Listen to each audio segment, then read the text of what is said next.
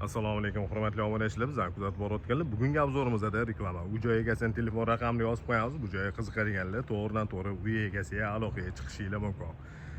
Kompaktning 3 ta yonma-yon qurilgan uy. Shundan bittasini video obzorini qilib beramiz. 100% bitgan. O'ng tarafdagi birinchisi va chap tarafdagi ikkitasi korobka holatida turibdi. Video obzori ko'cha tarafdan boshladik. Ko'chalari keng asfalt qilingan va kommunikatsiyalardan muammosi yo'q. Ko'cha tarafdan darvozagacha bo'lgan masofada bitta mashina sig'adiganlik joyi ajratilgan va hovliga kirganda yana bitta mashina sig'adiganlik joyi bor. Hovliga kirishimiz bilan chap tarafda hovli qismi uchun hojatxona bo'lyapti. Hovli tarafdan fasad ko'rinish. Demak, imoratni ichi ekranimizda 4 ta qavatdan iborat bo'lgan bino ko'tarilgan, podval birinchi va ikkinchi qavat, imoratning eng tepa qismi mansarda bo'lyapti. Umumiy xonalarning soni 8 ta. Imoratga kirishimiz bilan o'ng tarafda oshxona, kuxonning garniturlari yasatilgan va texnikalar bilan jihozlangan. To'g'rida zal bo'lyapti. Zalning razmeri uzunasiga 6 metr va eniga 5 metrni tashkil qiladi. Patologlarning balandligi 3,5 metr. Bu joyda podvalga tushirishda to'g'ridagi ko'rib turgan eshiklarning ortida birinchi qavat uchun umumiy sanuzel joylashgan. Endi ikkinchi qavatga ko'tarilamiz. Ikkinchi qavatda 3 ta yotoqxona joylashgan. Shundan ikkitasi bolalar uchun ajratilgan va bittasi ota-onalar uchun ajratilgan yotoqxona. Ikkinchi qavatga ko'tarildik. To'g'rida ikkinchi qavat uchun umumiy sanuzel joylashgan. Chap tarafdagi ikkita xona bolalar uchun ajratilgan. Shu ikkita xona uchun bu umumiy sanuzel ishlaydi. Ota-onalar uchun ajratilgan yotoqxonaning ichiga kirib kelamiz. Bu yotoqxonaning razmeri uzunasiga 5 metr va eniga 4 metr. Shu xonaga tegishli bo'lgan alohida o'zining yuvinish xonasi bor.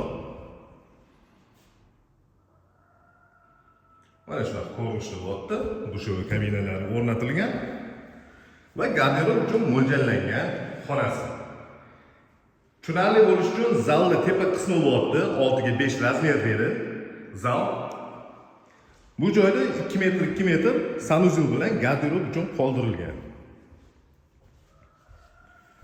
Bolalar uchun ajratilgan yotoqxona qizlar uchun mo'ljallangan. Razmeri uzunasiga 4 metr va eniga 3,5 metrni tashkil qiladi. Va bolalar uchun ajratilgan ikkinchi yotoqxona. Hozirgi ko'rsatgan xonamiz bilan taxminiy razmeri bir xil. Demak, ikkinchi qavatda 3 ta yotoqxona bo'ldi, 2 ta sanuzel. 2 ta sanuzeldan bittasi ikkinchi qavat uchun umumiy sanuzel bo'ldi va bittasi ota-onalar uchun ajratilgan yotoqxonaning ichida joylashgan. Imoratning eng tepa qismi mansardaga ko'tarildi. Chap taraf va o'ng tarafda bittadan xona bor.